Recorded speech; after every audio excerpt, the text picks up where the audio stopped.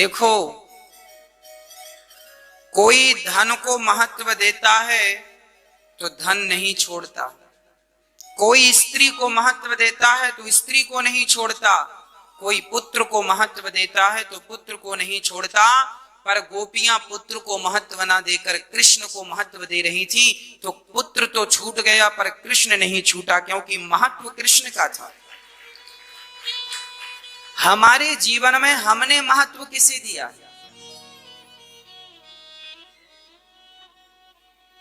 आपके जीवन में किसका महत्व है?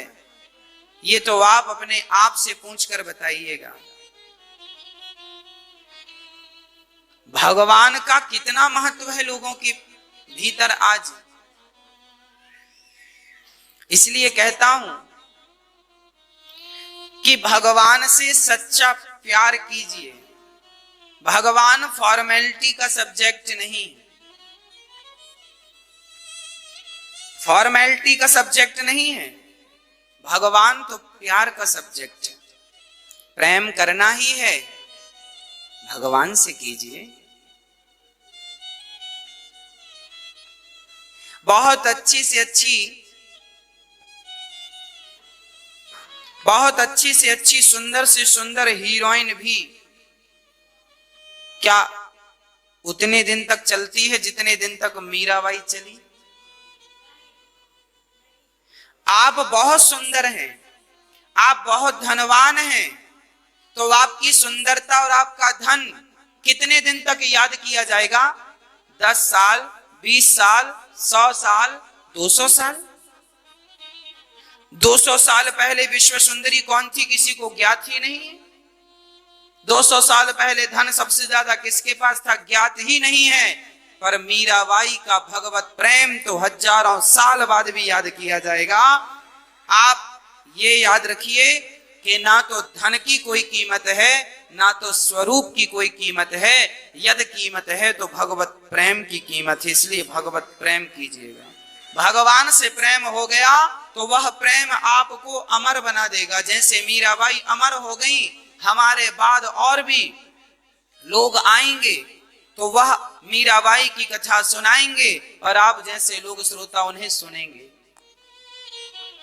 हमारे बाप दादों ने भी मीरा के बारे में सुनाया था, लोगों ने सुना था। अब वो नहीं रहे, अब हम हैं, हम भी मीराबाई के बारे में सुनाते हैं, आप सुनते हैं। जब आप और हम नहीं रहेंगे तब भी मीराबाई अमर रहेगी, तब भी मीराबाई रहेगी, तब भी मीराबाई का चरित्र रहेगा।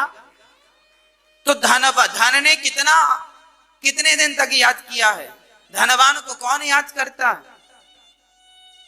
कितने दिन तक याद करेगा? धन वाले उतरते चढ़ते रहते हैं। आज ये टॉप 10 में गया तो कल कोई और टॉप 10 में चला गया। हाँ, जो कल टॉप 10 में था आज वो 0 में आ गया। होता है, शेयर मार्केट ऐसे ही चलता है। जो पूरी दुनिया के 10 टॉप 10 थे ना, उनमें से एक फिसल गया। लो, तो ये तो उतरते चढ़ते वाले हैं। इनका तो कल का भरोसा नहीं कि ये कल टॉप 10 में रहेंगे कि नहीं।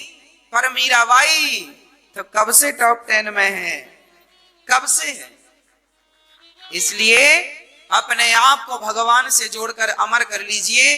धन कमा करके तो आज तक कोई अमर हो ही नहीं सका। याद रख, सिकंदर के हौसले तो वाली थे, जब गया जमी से तो दोनों हाथ खाली थे। धन कमाना अच्छी बात है, उतना ही धन कमा लेना जितने से तुम्हारी जरूरतें पूरी हो जाएं। बाकी समय अपने कल्याण में लगाना। जीवन में जो जरूरतें हैं उतना धन तो सबके पास होना चाहिए। रोटी, कपड़ा, मकान, शिक्षा, इतना धन तो सबके पास होना चाहिए। भगवान करे आपके घर रोज मालपुआ बने, भगवान करे आपका घर बढ़िया सुंदर सा हो, बढ़िया कोठी हो, बंगला हो, आपके घर में गाड़ी हो, आपकी इच्छाएं हैं तो महंगे से महंगे आप वस्त्र पहनो, कपड़े पहनो। ये सामान्य इच्छाएं भगवान सबकी पूरी करते हैं और हो भी जाती हैं जैसे तैसे। ये जरूरतें हैं। अब आते हैं हम इच्छाओं की तरफ। तो इच्छाएं तो सिकंदर की पूरी ना हो सकी, तुम्हारी हमारी क्या पूरी। देखिए, जरूरतें तो रिक्शा वाले की भी पूरी हो जाती हैं, पर इच्छाएं तो सिकंदर जैसों की भी अधूरी रहती है। रावण भी जब मरा था तो उसकी भी कुछ इच्छाएं अधूरी थी। रावण की इच्छा थी कि वो स्वर्ग तक सीढ़ी बनाएगा। रावण की इच्छा थी कि सोने से खुशबू उत्पन्न करेगा, और रावण की इच्छा थी कि आग जलेगी उसमें धुआं नहीं निकलेगा। रावण की 3 इच्छाएं रह गई अधूरी। पहली इच्छा, रावण स्वर्ग तक सीढ़ी बनवाने वाला था कि लंकावासी सीधा स्वर्ग जाए चढ़ के। दूसरी इच्छा, रावण धुएं से परेशान था, रोटी बनती थी ना तो धुआं निकलता था, उसके सारा सोना काला पड़ जाता था, रसोई घर का सोना उसकी चमक काली पड़ जाती थी धुएं से। तो रावण बोला, सुनो मैं तपस्या करूंगा और वरदान मांगूंगा कि आग से धुआं ना निकले। ये दूसरी इच्छा। और तीसरी इच्छा थी कि सोना की लंका थी उसकी सोने की, उसे लगा कि पूरी लंका से खुशबू आनी चाहिए गोल्ड से। असली सोना कैसे पता चलेगा? बोले खुशबू से पता चल जाएगा। ये रावण की इच्छा थी। रावण की जरूरतें नहीं थी, ये रावण की क्या थी? हाँ जी, जरूरतें तो रिक्शा वाला भी पूरी कर लेता है, पर इच्छाएं तो रावण जैसों की अधूरी रह गई। इच्छाएं सिकंदर जैसों की, याद रख सिकंदर के हौसले तो वाली थे, जब गया जमी से तो दोनों हाथ खाली थे। इच्छाएं पूरी ना हो सकी, इसलिए आप अपनी सामान्य जरूरतें पूरी कर लीजिएगा। जो बिहारी जी दें सुख से रहो। अभिमान किसी का हो सर्वनाश करेगा, चाहे धन का हो, पद का हो, सुंदरता का हो, कुछ भी हो, XYZ कुछ भी हो, आपका अभिमान आपका क्या करेगा? सर्वनाश करेगा कि नहीं? पतन करेगा। इसलिए मेरी मां, इसलिए पतन से बचना हो, अभिमान ना कीजिएगा किसी चीज का। आप अपने ही घर में रहते हैं, ये भी एक अभिमान है कि ये घर मेरा है। यह भी एक अभिमान है कि ये घर मेरा है। यह भी एक अभिमान है कि ये बेटा मेरा है। यह भी एक अभिमान है कि ये बेटी मेरी है। यह भी एक अभिमान है कि ये फैक्ट्री, ये दुकान, ये बिजनेस, ये कारोबार मेरा है। यह भी एक अभिमान है ये खेत जमीन जायदाद मेरी है। यह भी एक अभिमान है कि यह हाथ मेरा है। यह भी एक अभिमान है कि मैं अनिरुद्धाचार्य हूं। अभिमान के अंतर्गत ये सारी चीजें आती हैं। तो फिर अभिमान कैसे मिटाएं? इस अभिमान को बहुत सरल है। ये घर भगवान का है। हे प्रभु, हम तो आपके घर में किराए से रहते हैं, हम तो भगवान के किराएदार हैं। हम घर के मालिक नहीं। हम किसके घर में रहते हैं? अपने नहीं। जोर से मेरी माँ, आपने कहा होता भगवान के तो आप सही थे। हमने पूछा आप में से कितने लोग अपने अपने घर में रहते हैं? अपने घर में। हाँ, हम रहते हैं, हमारी घर है, हमारी घर है, हमारा। लो, ये अभिमान है कि ये घर मेरा, ये बेटा मेरा है। ये भी अभिमान है। इसलिए मत कहो कि ये घर मेरा, मत कहो बेटा मेरा, सब कहो तेरा। भी समझाए थे इतनी देर तक, लेकिन कहां पल्ले पड़ रहा है। सब समझा चुके हैं, सब तेरा। गुरु नानक देव जी कहां आके रुक गए? जोर से, आपको कहां रुकना है? ये जिंदगी की भाग दौड़, दौड़ते रहो, दौड़ते रहो। कोई सीमा नहीं है, कोई अंत नहीं है इस दौड़ का। यदि रुकना हो तो एक ही ऑप्शन है, तेरा में आकर के रुक जाइएगा। प्रभु सब तेरा, इससे आगे कुछ नहीं। घर तेरा, मेरा हो तो अभिमान करूं, मेरा तो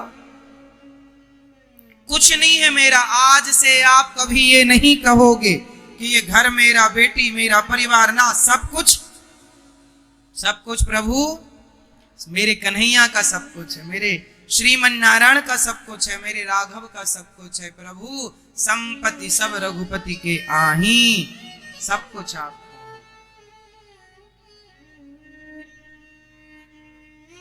फिर क्या हो जाएंगे आप? अभिमान से शून्य हो जाएंगे।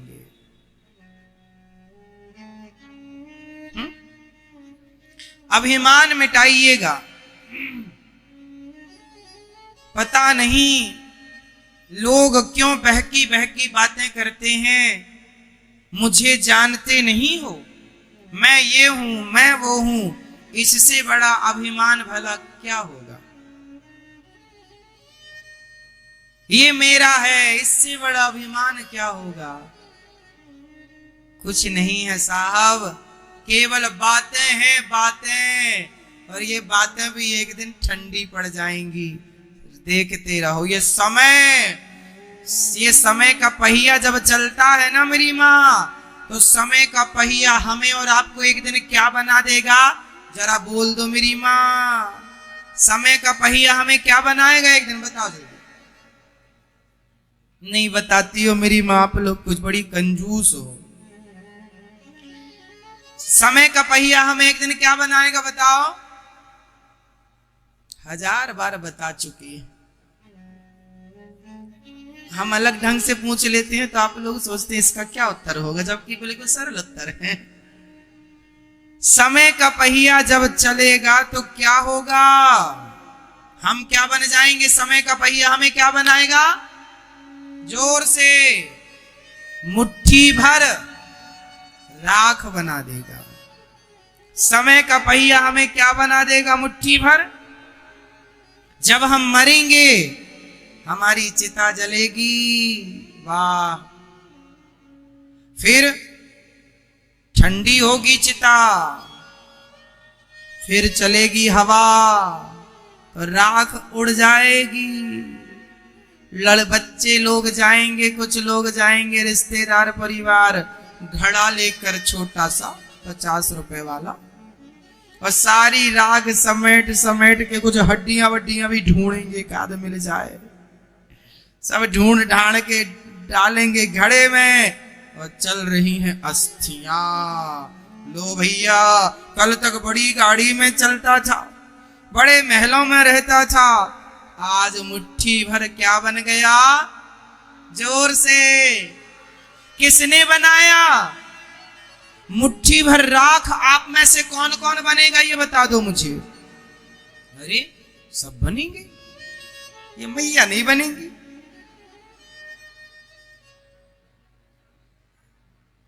सब बनेंगे। तो ये बताओ आपको मुट्ठी भर राख बनाएगा कौन? जोर से, समय। कौन बनाएगा? समय का पहिया जब चलता है तो समय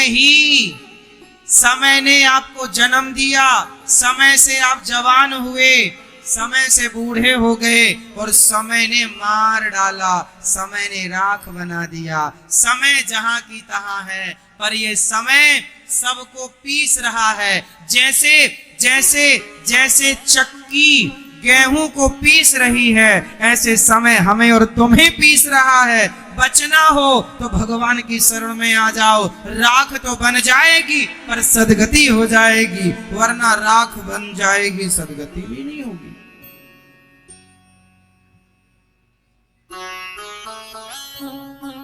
तो हमारा शरीर एक दिन क्या बनेगा? मुट्ठी भर राख। जब राख बनना ही है तो फिर हम अभिमान किसका करें? क्या राख का अभिमान करें? जो लोग घमंडी हैं, अभिमानी हैं, उनको बता दो पगले, समय का पहिया अब तेरी तरफ आ रहा है, राख बनने की तैयारी में लग। और ये अभिमान किस बात का? रावण जैसे लोग राख बन गए साहब।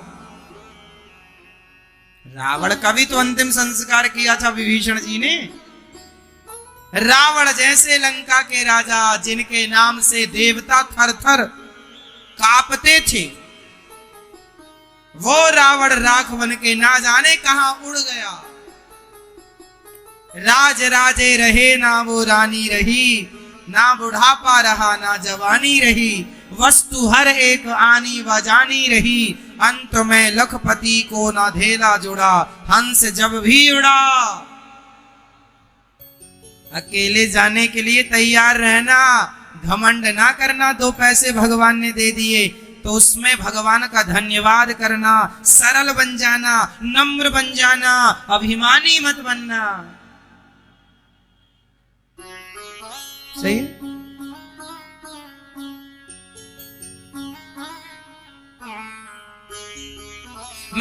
इसलिए मैं ज्यादा बड़ी बातें नहीं करता। ये दास अनिरुद्ध है ना, मैं समझता हूं कि मैं एक दिन राख बनूंगा, इसलिए घमंड किसका करें, अभिमान किसका करें। हमारे पास घमंड करने के लिए कुछ है ही नहीं। आप लोगों के पास शायद कुछ होगा, उसका घमंड है आपको, पर हमारे पास तो घमंड करने जैसा कुछ नहीं। इसलिए हम घमंड नहीं करते, अभिमान नहीं करते। क्यों मेरी मां? क्योंकि हमारे पास कुछ है ही नहीं। आप में से कितनों के पास घमंड करने के लिए कुछ है आपके पास कुछ? ऐसा क्या है आपके पास जिसका आप घमंड कर सकते हैं? अभिमान। अभिमान करने के लिए एक चीज है, मैं भगवान का हूं, ये अभिमान हो कि प्रभु मैं आपका हूं, भक्त हूं, ये घमंड ना हो।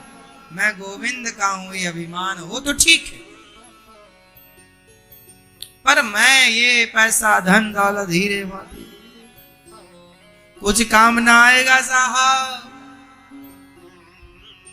खाया पिया अंग लगेगा, दान दिया संग चलेगा, और बच्चे खुचे में जंग लगेगा। बोलो राधे राधे। तो अभिमान के पहाड़ में यदि चढ़े हो तो आज ही उतर आना शाम तक। भगवान ने कुछ पैसे कौड़ी दे दिए तो जरा घमंड। कुछ लोग ऐसे ऐसे चलते हैं, छाती फुलाकर, 2 पैसे क्या मिल गए। इनसे कह देना समय का पहिया अब तुम्हारी तरफ बढ़ रहा है। 50 रुपए वाला घड़ा खरीद के रख लो, देखते रहा करो, एक दिन अपने को इसके अंदर आ जाना है। अभिमान भरा जीवन ना जिया करो, मुट्ठी भर राख बन जाना है, इस बात को याद रखा करो। बचेगा कोई नहीं, रहा कौन? राज राजे रहे, ना वो रानी रही, ना बुढ़ापा रहा, ना जवानी रही। वस्तु हर एक आनी व जानी रही, अंत में लखपति को ना धेला जुड़ा, हंस जब भी उड़ा तो। ताजी भोजन बने के बने रह गए, कोठी बंगले खड़े के खड़े रह गए, हीरे मोती जुड़े के जुड़े रह गए, अंत में लखपति को ना धेला जुड़ा, हंस जब भी उड़ा अकेला हुआ।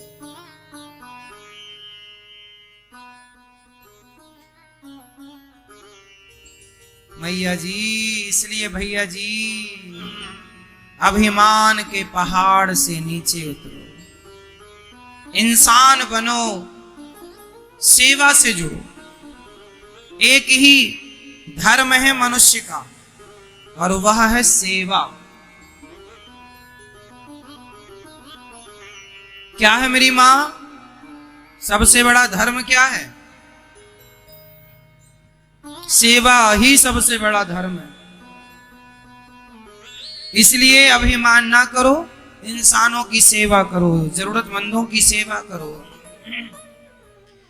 माता पिता की सेवा करो, बड़े बुजुर्गों का सम्मान करो, गरीबों की सेवा करो, जो बने वो सेवा करो। गृहस्थी के ये मंत्र मैं दे रहा हूं, संभाल के रखना, काम आएंगे। एक सज्जन मेरे पास आए, बोले महाराज जी मेरी पत्नी उसने आत्महत्या कर ली, फांसी लगा ली। मैंने कहा क्यों? बोले महाराज जी जब तक जिंदा थी सच्ची बताऊं, मैंने कभी प्यार से उसे कभी बुलाया नहीं, प्यार से कभी उससे बात नहीं की, सदा डांटता रहा। आज मर गई तो पता लग रहा है कि उसकी कमी कितनी बड़ी है, खल रही है वो कमी। उसकी कमी केवल वही पूरी कर सकती थी, अब कोई नहीं कर सकता। जब तक जिंदा है प्यार कर लो, श्वासों का कोई भरोसा थोड़ी है, कब किसकी पूरी हो जाए। इसलिए कह दो प्यार से कि तुम अच्छी हो। मरने के बाद फिर किससे कहोगे? उसकी तस्वीर से कि तुम बहुत अच्छी थी? अरे जीते जी उससे ही कह दो। मरने के बाद तो फिर सब कहते ही हैं अपने अपने ढंग से। जीते जी मैं अलग ढंग का व्यक्ति हूं। मैं ये मानता हूं कि मरने के बाद मत रोया करो किसी की अर्थी पर, किसी के ऊपर। मरने के बाद ना रोइए। अरे जब तक वो जिंदा है प्यार से उसे सुकून दीजिए, सुख दीजिए, उसकी होठों पे मुस्कान दीजिए। अरे जिंदा हूं तो प्यार बांट लो, प्यार दे दो। मरने के बाद आंसू तो दुश्मन भी बहाएंगे। मरने के बाद रोने वालों की कमी थोड़ी होती है। जो हमें कभी मोहब्बत की नजर से देखते भी ना थे, वह भी आज रोने के लिए आएंगे, वह भी मेरे जनाजे में जाएंगे। अर्थ क्या है? मेरे मरने पे तो देश जमाना रोएगा ही रोएगा। जब तक मैं जिंदा हूं तो प्यार कर लो, प्यार से कह दो, प्यार से बोल लो। माँ है, माँ से प्यार कर लो, पांव दबा दो, माँ के होठों पे मुस्कान ले आओ। मर जाएगी तो उसकी तस्वीर को छाती से लगा के तो औलाद रोती ही है, पर जिंदा थी तो तुमने कितनी सेवा की। तस्वीर छाती से लगा के रोने से कोई सच्चा बेटा नहीं होता। जब तक माँ जिंदा होती है उस माँ की सेवा तुमने की होगी, और माँ की आंखों से आंसू खुशी के आए होंगे कि वाह भगवान, मेरे बेटे जैसा भगवान सबको बेटा देना, तब तुम्हारा बेटा होना सफल हो जाएगा। रोने से कोई तुम सच्चे बेटे ना कहलाओगे कि तुम अच्छे सच्चे बेटे हो। लेकिन हमारे भारत में रिवाज उल्टा है। यहां बहुएं सास की सेवा, जिंदा सास है, बहुत सारी बहुएं तो अपनी सास की सेवा अच्छे से करती हैं, खूब ख्याल रखती हैं। उन बहुओं को तो मैं प्रणाम करता हूं और उन बहुओं की चरण धूली तो माथे पे रखता हूं। लेकिन कुछ बहुएं ऐसी हैं जो अपनी सास को एक गिलास पानी और 2 रोटियां भी नहीं देती। बूढ़ी माँ अकेली बना के खाती है, पांव चलते नहीं, हाथ चलता नहीं, शरीर चलता नहीं, 2 रुपए की कमाई नहीं है, सरकार के वो वृद्धा पेंशन के भरोसे जिंदा है, 600 500 300 रुपए महीने के। उस पर क्या उसकी रोटियां पक जाएंगी? तुम अपनी माँ को रोटियां नहीं देते, सासू माँ को। और जब सास मर जाती है तो वही बहू है जो गिलास पर पानी नहीं देती थी, वही फ्रंट में बैठ बैठ कर रोती है, सासू माँ मर गई, सासू माँ। काहे रो रही हो? ये नाटक किसे दिखा रही हो तुम? क्या भगवान जान नहीं रहा कि तुम कैसी बहू हो? दुनिया वालों को बेवकूफ बना रही हो कि खुद बेवकूफ हो? परमात्मा से क्या छिपा है, मैं क्या सोच रहा हूं, यह भी मेरे श्याम सुंदर जान रहे हैं। यहां चींटियां, यदि इस चटाई के नीचे चींटियां होंगी तो वो चींटी भी क्या सोच रही है, उसकी सोच को भी परमात्मा पढ़ रहा है। उससे क्या छिपा है? तुम अपनी सास को गिलास और पानी और 2 रोटियां तो दी नहीं, और सास के मर जाने पे बाल्टियों से बहू आंसू बहा रही है। इतना पानी ही पिला दिया होता तो कुछ दिन और जिंदा रह जाती तुम्हारी सास। केवल रोने के लिए बहुएं हैं। कुछ बहुएं इतनी चतुर हैं, फ्रंट में बैठ के रोती हैं, जहां आने वाले लोगों की सबसे पहली नजर बहू पे पड़े, ताकि लोगों को लगे बहुत प्यार करती थी। और कितनी चतुर बहुएं होती हैं, कई बार तो रोती रोती बहुएं बेहोश हो जाती हैं। ये वही बहुएं हैं, गिलास और पानी नहीं पिलाई और देखो बेहोश हो रही। कितनी बड़ी नाटकबाज है ये। तुम्हें क्या लग रहा कोई देख नहीं रहा? परमात्मा तुम्हें कोड़े और मारेगा इस बात के कि तुम रो रही उल्टा। सेवा तो की नहीं हो तुम, पानी तो तुमने पिलाया नहीं, पांव तो तुमने दबाए नहीं, और रोने के लिए खूब। इतना नाटक ना किया करो, दिखावा बिल्कुल नहीं, रियल सब चीजें अच्छी होती है। किसी के मरने में ना रोइए ना, मैं कहता तो हूं किसी के मरने में ना रोइए, मत रोइए मरने में। जिंदा है तो उसका सपोर्ट कीजिए। क्यों जी? रोना अच्छा है कि जीते जी उसका सपोर्ट सहयोग करना अच्छा है, उसकी होठों पे मुस्कान देना अच्छा है। मरने के बाद रोने लगे, कौन सा तुम्हारा बड़प्पन है ये? कौन सी समझदारी है ये? सवाल ये खड़ा नहीं होगा कि तुम कितना रोए मरने के बाद। जमाना ये पूछेगा कि तुमने जीते जी कितना सहयोग किया था, कितना सपोर्ट किया था उस व्यक्ति का। जनाजा उठाने के लिए बहुत लोग आएंगे, लेकिन जब मैं उठ रहा होऊंगा, तरक्की कर रहा होऊंगा, तो लोग पांव पकड़ पकड़ के खींचते।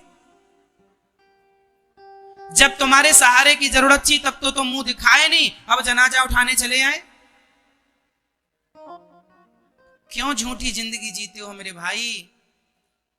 क्यों नहीं सच्ची जिंदगी जीते? क्यों दिखावे में चल रहे हो? लोग कहते हैं लोग क्या कहेंगे, जमाना क्या कहेगा। अरे जमाना केवल यही कहेगा कि राम नाम सत्य है, राम नाम सत्य है, यही कहता है। इसलिए जमाने की परवाह ना किया करो। मैं परवाह नहीं करता कि आप क्या कहेंगे मेरे बारे में। जो कहना है साफ साफ कहता हूँ, सच्ची बात कहता हूँ, जो महसूस करता हूँ वो कहता हूँ। रियल जिंदगी को, रियल रिश्तों को, रियलिटी में ज्यादा आनंद है, दिखावे में आनंद नहीं है। क्यों जी? रिश्तों में दिखावा ना हो, रियलिटी हो, प्यार हो, मोहब्बत हो, सच्चा प्रेम हो। माँ से सच्चा प्यार करो, माँ की सेवा करो, पत्नी से सच्चा प्यार करो, पत्नी का ख्याल रखो, पति से सच्चा प्यार करो, बच्चों से प्यार करो, और बच्चों को केवल प्यार नहीं संस्कारी बनाओ, संस्कारी बनाओ।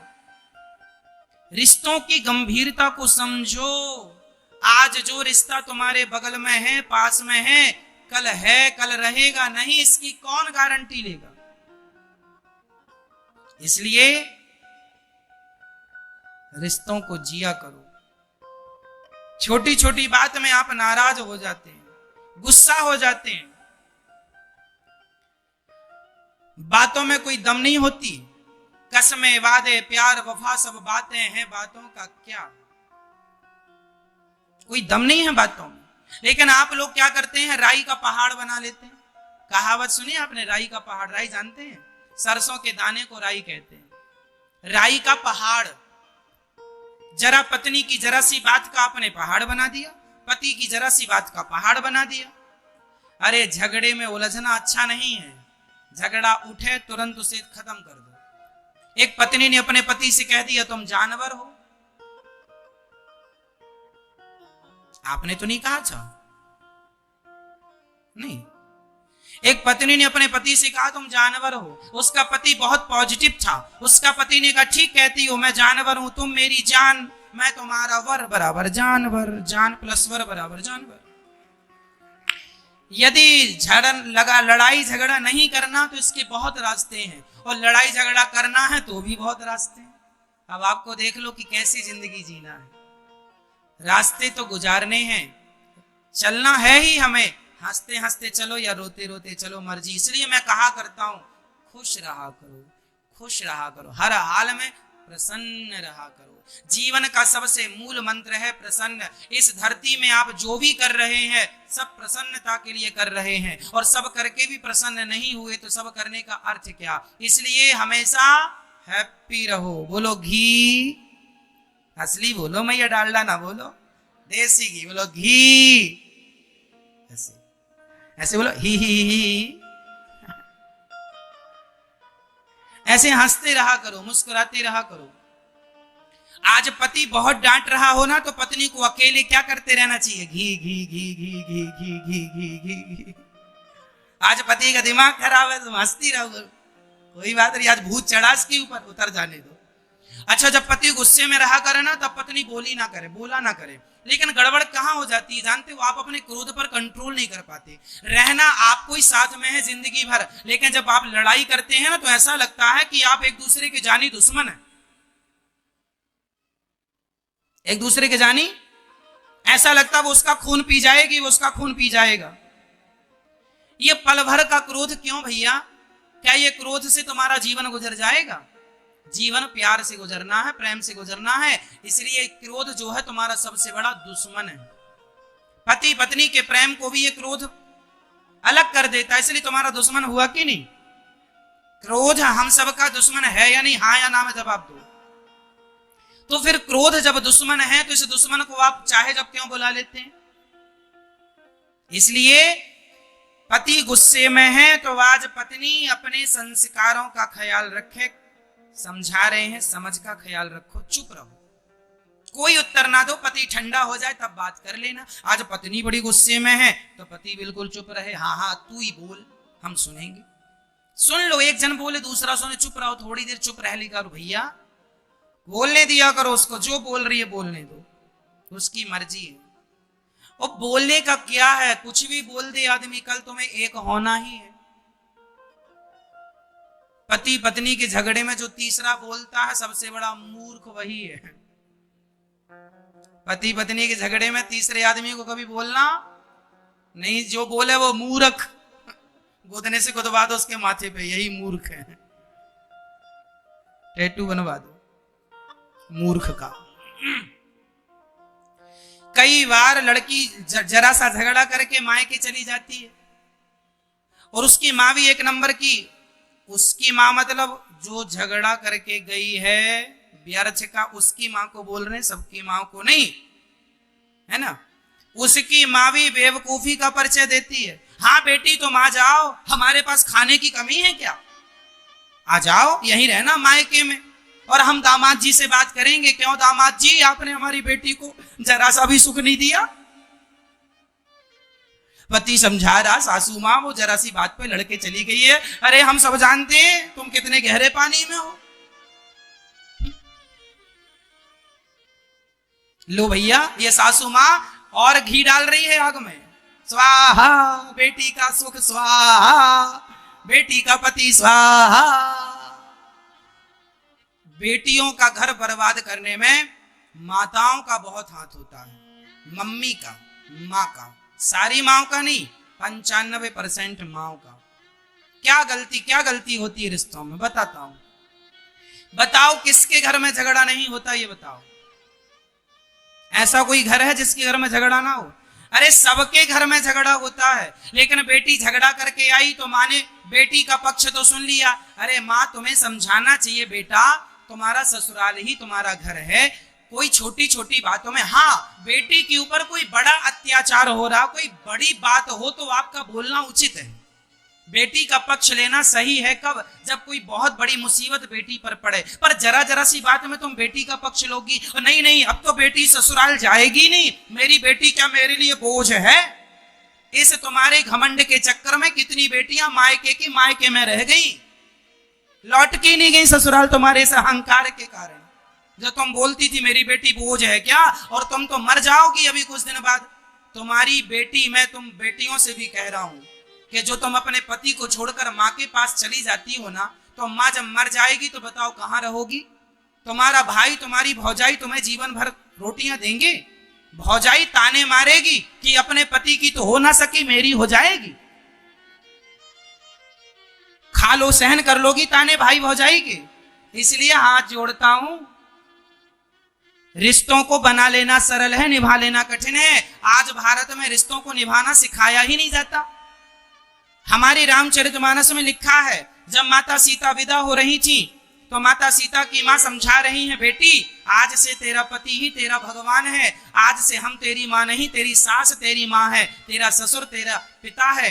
पहले की मां अपनी बेटी को विदा करने से पहले समझाती थी, बेटी अब तेरा मरा हुआ शरीर वापस आएगा तो रख लूंगी, पर जीते जी वापस ना आना। अब ससुराल ही तेरा घर है, वहीं जीना है, वहीं मरना है।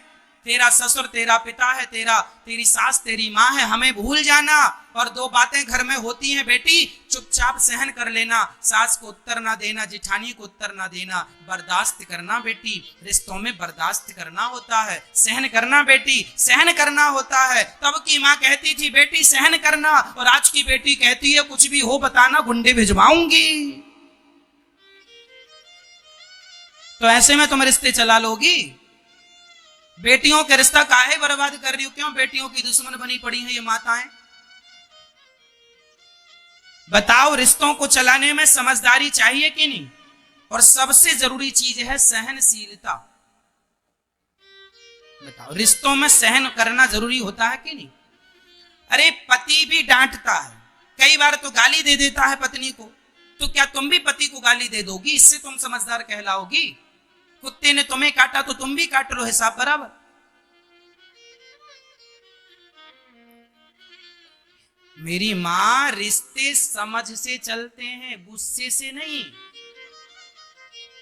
रिश्ते कैसे चलते हैं? समझदारी से। और सुनो, रिश्तों में सहनशीलता चाहिए। क्या चाहिए? जोर से बोलो, और जोर से बताओ, आप सहनशील हो या नहीं?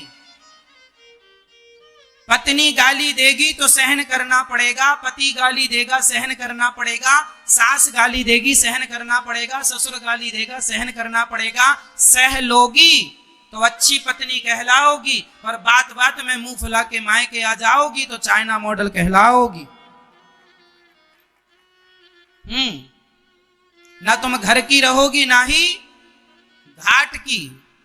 इसलिए समझ लो, करोड़ों की बातें हैं ये, किसी भी यूनिवर्सिटी में ये नहीं पढ़ाया जाता तुम्हें जो हम पढ़ा रहे हैं, कहीं नहीं मिलेगा पढ़ने को आपको। सहन जरूरी है। एक पत्थर भी भगवान कब होता है? जब वह छेनी और हथौड़े की चोट को सहता है। एक पत्थर भी भगवान कब होता है? जब छेनी और हथौड़े की चोट को सहता है। जो पत्थर, एक पत्थर नारियल तोड़ा, एक पत्थर पर नारियल तोड़ा जा रहा था और एक पत्थर पर दूध दही चढ़ाया जा रहा था, तो जिस पर नारियल तोड़ा जा रहा था उस पत्थर ने पूछा, अरे भैया तुम भी पत्थर हो, हम भी पत्थर हैं, तुम पर लोग नारियल, तुम पर दूध चढ़ाते हैं, हम पर नारियल तोड़ते हैं। मंदिर में दो पत्थर होते हैं, एक नारियल तोड़ने के लिए और एक पूजा करने के लिए भगवान, दोनों ही पत्थर के हैं। तो नारियल तोड़ने वाले पत्थर ने कहा, यार तू भी पत्थर हम भी पत्थर, क्यों? तुझ पर लोग दूध चढ़ा के तुझे प्रणाम करते हैं और हमें नारियल तोड़ते हम पर। तब मूर्ति ने कहा, भैया तुझे भी मूर्तिकार ने मूर्ति बनाने को उठाया था, पर तू छेनी और हथौड़े की चोट खाकर टूट गया, टूट जाने से तू नारियल तोड़ने के काम आ रहा है। और मैं उस मूर्तिकार की हर चोट, छेनी और हथौड़े की हर चोट को सहता गया। आंखों में उसने छेनी मारी, मैं सहता गया। गालों पर छेनी मारी, मैं सहता गया। अधरों पर छेनी मारी, मैं सहता गया। और जब हर चोट को सहा, मैं भगवान बन के पूज रहा हूं। जो पत्थर चोट खाकर टूट गया वह कंकड़ बन गया, और जो पत्थर चोट सह गया वह शंकर बन गया। बिना सहे तो पत्थर भी भगवान नहीं होता, तो तुम बिना सहे महान हो जाओगी या हो जाओगे? इसलिए जीवन में क्या जरूरी है मेरी माँ? सहनशीलता। पति ने कुछ कह दिया, पत्नी ने कुछ कह दिया, बातों को दिमाग में रखो। मैंने एक दिन समझाया था, बातों को दिल से ना लगाया करो। हाँ या ना? तो आज से कौन कौन पति पत्नी प्यार से रहेंगे बिना लड़ाई झगड़ा? यदि आपने गलती की हो, लड़ाई झगड़ा चल रहा हो, तो सॉरी बोलिए अपनी पत्नी और अपने पति को। छोड़ो कल की बातें, कल की बात छोड़ो, कल की बातें, कल की बात पुरानी। नए दौर में मिलके लिखेंगे फिर से नई कहानी। मिलजुल के रहो भैया। जहां सुमति तहां संपत्ति नाना, जहां कुमति तहां विपत्ति निदाना। आप सभी पति लोग अपनी पत्नी को रोज आई लव यू बोलेंगे।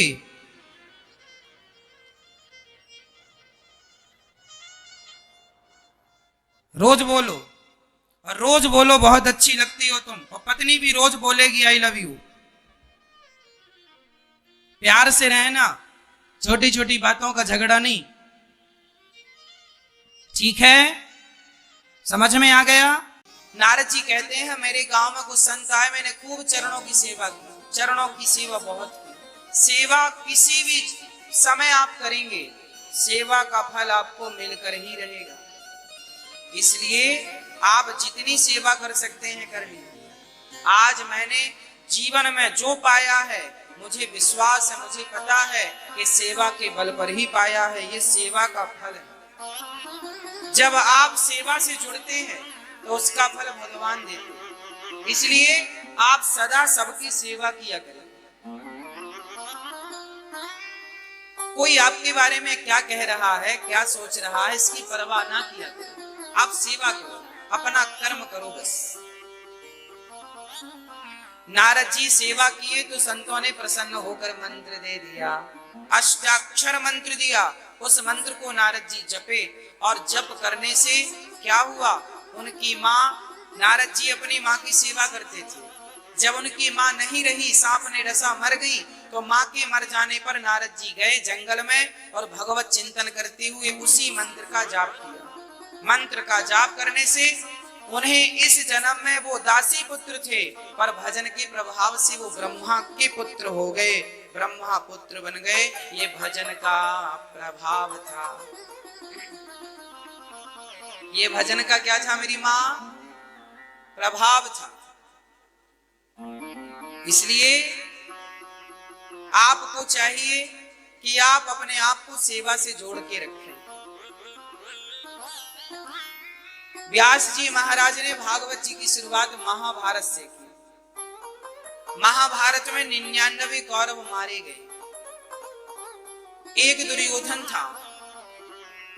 जब दुर्योधन अकेला बचा, उसे लगा अब तो मैं भी मारा जाऊंगा, तो वो भागते भागते भीष्म पितामह के पास गया और पितामह से कहा, पितामह पितामह क्या हुआ? पितामह ऐसी कोई युक्ति बता दो जिससे कम से कम मैं तो बच जाऊं, मेरी मृत्यु तो ना हो। तो भीष्म पितामह ने कहा, जाओ धर्मराज युधिष्ठिर से पूछो, उनके पास ऐसी युक्ति है जिससे तुम कभी नहीं मरोगे। अब देखना, भीष्म पितामह किनके पास भेज रहे हैं? धर्मराज युधिष्ठिर। और युधिष्ठिर और दुर्योधन का क्या था आपस में? महाभारत इन दोनों के बीच में छिड़ा था। अब बताओ, क्या आपका दुश्मन कभी आपको अमर होने की बात बताएगा? पर धन्य है धर्मराज युधिष्ठिर, उन्हें अजात शत्रु कहते हैं। धर्मराज युधिष्ठिर का एक नाम है अजात शत्रवः, अजात शत्रु। अजात शत्रु का अर्थ क्या हुआ? जिसका कोई दुश्मन ना हो, उसे कहते हैं अजात शत्रु। दुर्योधन गया, धर्मराज युधिष्ठिर से पूछा, भैया आप हमारे बड़े हैं, बताएं कि मैं कैसे बचूं इस महाभारत से, भीम मुझे मार डालेगा। तब धर्मराज युधिष्ठिर ने कहा, दुर्योधन तुम्हारी मां गांधारी चाहे तो तुम्हें अमर बना सकती है। मां कैसे अमर बनाएगी? ना ना ना, बना देगी। यदि तुम्हारी मां आंखों की पट्टी खोलकर एक बार तुम्हारे संपूर्ण बदन को देख लेगी, तुम्हारा बदन वज्र का हो जाएगा, फिर वो भगवान के सुदर्शन और शंकर जी के त्रिशूल से भी काटा नहीं कटेगा। ये तुम्हारी माँ जो पतिव्रता नारी है, उसके पातिव्रत धर्म का बल है। जाओ। ये बात किसने बताई? धर्मराज युधिष्ठिर ने। किसे बताई? दुर्योधन को बताई। अब भीम भैया को पता चला तो भीम भैया बोले, बड़े धर्मात्मा बनते हो, अमर हो जाएगा, फिर वो मरेगा कैसे? धर्मराज युधिष्ठिर ने कहा, कोई बात नहीं भीम, मेरा धर्म था, कोई मेरे से सलाह ले, वो दुश्मन ही क्यों ना हो, सलाह मैं वही दूंगा जो उसके लिए हितकारी होगी, ये मेरा धर्म है। जब वो अपना धर्म नहीं छोड़ता तो मैं अपना धर्म नहीं छोड़ूंगा। और हम सबके ऊपर भगवान हैं। धर्मराज युधिष्ठिर को पता था कि जब मैं अपने धर्म का निर्वहन करूंगा तो धर्मो रक्षति रक्षिता, धर्म की रक्षा करने वाले की रक्षा कौन करता है? धर्म की रक्षा करने वाले की रक्षा कौन करता है? मेरी माँ, भगवान उसके रक्षक होते हैं। अच्छा, अब वो अपनी माँ के पास गया, माँ हम सारे मर जाएंगे, भैया ने कहा है कि आप आंखें खोल के देखोगी तो मैं अमर हो जाऊंगा। गांधारी ने कहा, हाँ बेटा, यदि मैं आंखों की पट्टी उतार कर तुझे देख लूं तो तू वज्र का हो सकता है। तो दुर्योधन ने कहा, मां ये बात आपने हमसे क्यों नहीं बताई? गांधारी ने कहा, यदि मैं बताती अपने से तो ये शक्ति काम नहीं करती, किसी दूसरे के कहने से। यदि तुम मुझसे पूछ रहे हो, मैं बता रही हूं तो काम करेगी। डायरेक्ट मैं बोलती कि बेटा मैं तुम्हारे लिए पट्टी खोल रही हूं तो फिर ये शक्ति काम नहीं करती। इसलिए पितामह भीष्म ने किससे कहा कि जाओ पूछो युधिष्ठिर से? युधिष्ठिर ने बताया। अब मां मैं क्या करूं? तब मां गांधारी ने दुर्योधन से कहा, कल सुबह 5:30 बजे भोर में, ब्रह्म मुहूर्त में तुम सारे कपड़े उतार के आ जाना। याद रखना, तुम्हारे बदन में कोई कपड़े नहीं होने चाहिए। ठीक है मां, मैं कल आऊंगा। अब देखो, तुम कितने भी चतुर क्यों ना हो, पर भगवान से चतुर थोड़ी कोई हो सकता है। दुर्योधन सवेरे निकला निर्वस्त्र होके चला, तभी भगवान वहां, आज भगवान सोए नहीं, भगवान उसकी कुटिया के चक्कर लगाते रहे, कब ये निकले। और वो जब सारे कपड़े उतार के चला तो भगवान, अरे दुर्योधन, वो लज्जित हो गया, सिकुड़ने लगा। भगवान बोले कहां जा रहे हो? माँ के पास जा रहे हैं। अरे कपड़े उतार कर जा रहे हो, पागल, तुम्हारा दिमाग खराब है क्या? ना कन्हैया, हमारी माँ हमें देखेगी, जो जो अंग देखेगी वज्र का हो जाएगा। भगवान बोले पगले, माँ के पास जा रहा है, कम से कम एक तौलिया तो लपेट ले, टॉवेल तो लपेट ले, ऐसा जाएगा। अरे माँ है वो सब जानती है, उसी ने तो जन्म दिया है, सब पाला पोसा है, मलमूत्र साफ किया, उससे क्या छिपा है? अरे तब की बात अलग थी, तू छोटा था, अब तो बड़ा है, ऐसे जाएगा, अपराध होगा। तो फिर बताओ कि सब क्या करें? भगवान बोले एक काम कर, तेरी माँ ने कपड़े पहनने से मना किया है ना, हाँ, तो एक काम कर, तू केले के पत्ते लपेट ले। केला के पत्ते की टॉवेल बनाई और तौलिया लपेट लिया, केले के पत्ते लपेट लिया और गया। माँ मैं आ गया। माँ ने कहा कपड़े तो नहीं है ना? माँ कपड़े नहीं है बिल्कुल। माँ ने पट्टी उतारी, माँ गांधारी ने, और कहा बेटा मैं देखती जाऊंगी, तू घूमता जाना, तेरे आगे और पीछे जब तू घूमेगा तब संपूर्ण शरीर पे नजर पड़ेगी और जहां जहां नजर जाएगी वो अंग तेरा वज्र का हो जाएगा। कब पट्टी उतारी माँ ने, और माँ ने पूरा शरीर देखा नीचे से ऊपर तक, जहां जहां दृष्टि गई वो तो वज्र का हो गया, पर पत्तों से जंघा ढकी थी, जंघा पत्तों से ढकी थी, तो पत्तों के कारण दृष्टि गई नहीं और वो जंघा कमजोर रह गई। माँ गांधारी ने कहा दुर्योधन, ये तूने तुरस्तिर से बोला था कपड़ा मत पहनना और तूने जंघा ढक रखी है, ये पत्ते क्यों लपेटा है? माँ वो कृष्ण मिल गए थे रास्ते में, उन्होंने कहा अब गांधारी समझ गई, इस कृष्ण ने मेरा सत्यानाश किया, एक बच जाता उसको भी नहीं बचने दिया।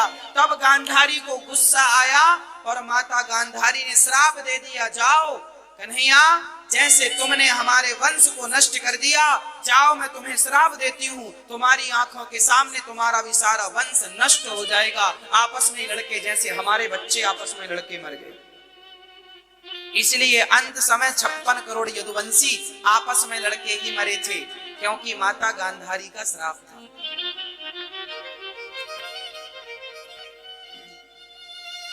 कहने का तात्पर्य क्या है? भगवान को श्राप लग गया, वो मंजूर था, भगवान का वंश नष्ट हो गया, मंजूर था। भगवान कहते हैं मेरा वंश नष्ट हो जाए तो नष्ट हो जाए, पर मेरे भक्त का वंश नष्ट नहीं होना चाहिए, उसके लिए मैं श्राप खाने को भी तैयार हूं। अहम भक्त पराधीना यस्वतंत्री बद्ध। भगवान कहते हैं मैं भक्तों के अधीन हूं। गांधारी माँ, यदि आपके श्राप देने से मेरा वंश नष्ट होता है, मुझे आपका श्राप मंजूर है, पर मेरा भक्त अर्जुन वो मेरी शरण में है, उसका रथ मैं हाँक रहा हूं, उसकी क्षति नहीं होनी चाहिए। ये भगवान का भक्त के प्रति प्यार है, इसलिए जंघा कमजोर रह गई। और गदा युद्ध जब हुआ तो दुर्योधन का और अर्जुन का क्या हुआ था? गदा युद्ध हुआ था। अच्छा, गदा युद्ध का नियम होता है कि कमर के नीचे कोई प्रहार नहीं होता। और दोनों के गुरु कौन थे? दुर्योधन और भीम के गुरु कौन थे? कौन थे? हाँ ना, गदा युद्ध इन्हें द्रोणाचार्य ने नहीं सिखाया, बलराम जी ने सिखाया था, बलदाऊ भैया दोनों के गुरु।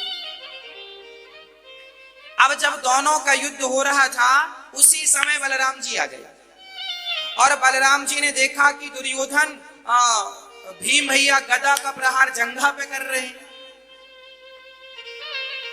तो तुरंत क्रोधित हो गए बलदाऊ जी। अरे भीम तू मेरा चेला है और तूने मेरे सामने मेरी मर्यादा का उल्लंघन कर दिया। गदा युद्ध में कभी नीचे प्रहार नहीं किया जाता।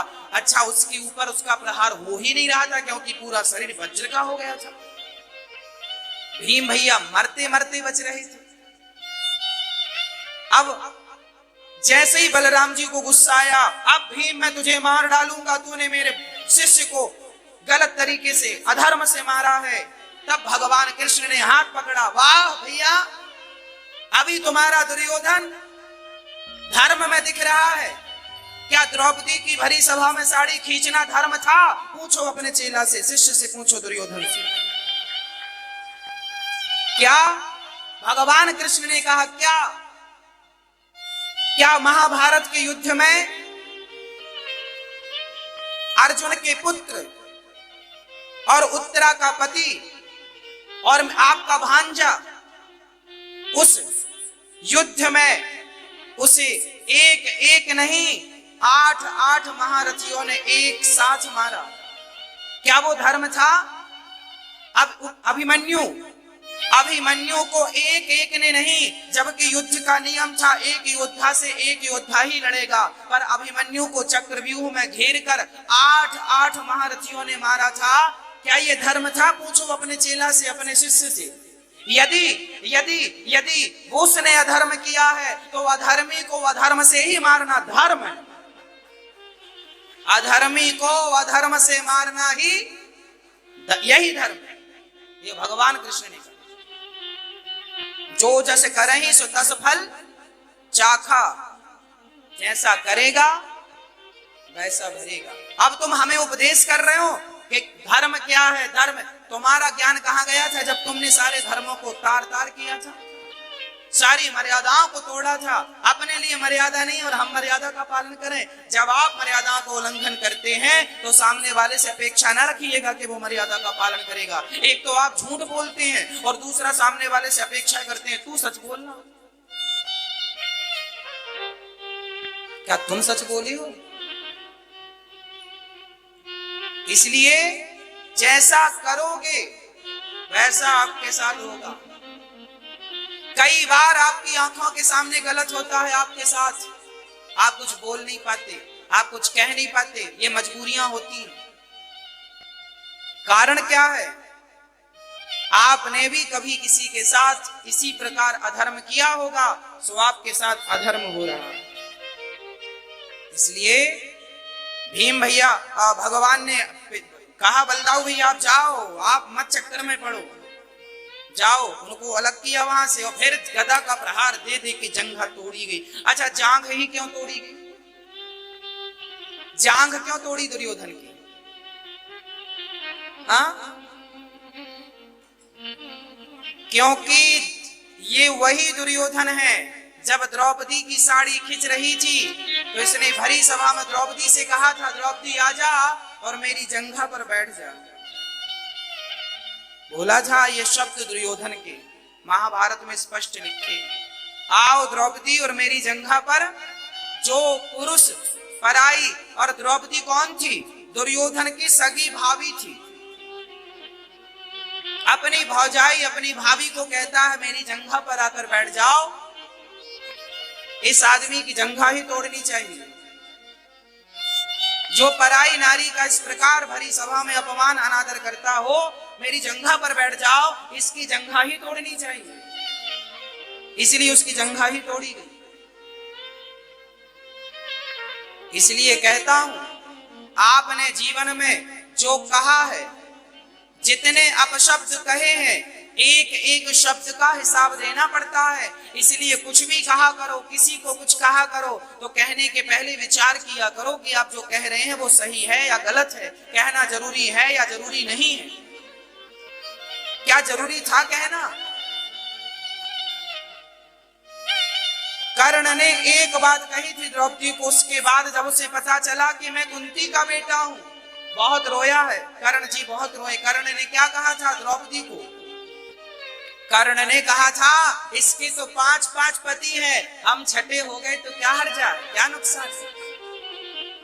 ये किसने कहा था? कर्ण ने कहा था। अर्थ क्या निकला? कर्ण को अपने इन शब्दों पर बाद में बड़ा पश्चाताप हुआ था। जब इन्हें पता चला कि अर्जुन मेरा छोटा भाई है और युधिष्ठिर मेरा छोटा भाई है, बहुत रोए, हे भगवान मैंने क्यों द्रौपदी के लिए, वो मेरी बहू थी, मेरे भाई की पत्नी बहू है, वो मेरी बेटी की तरह हो गई और मैंने उसके लिए ऐसे अपशब्द कहे। बहुत पश्चाताप किया, बहुत पश्चाताप किया। कहने का तात्पर्य यह है, जीवन में ऐसे शब्दों का प्रयोग ना करना जिनको कहने के बाद आपको पश्चाताप करना। दोस्तों, मेरी आने वाली वीडियो के लिए बेल का बटन ज़रूर प्रेस कीजिएगा और वीडियो अच्छी लगी हो तो लाइक करें। अगर आपका कोई सवाल या सुझाव है तो कमेंट बॉक्स में लिखकर ज़रूर बताएं। आपके सुझाव से मुझे मोटिवेशन मिलता है। तो दोस्तों, मिलते हैं अपनी किसी और वीडियो के साथ। तब तक के लिए बाय बाय फ्रेंड्स।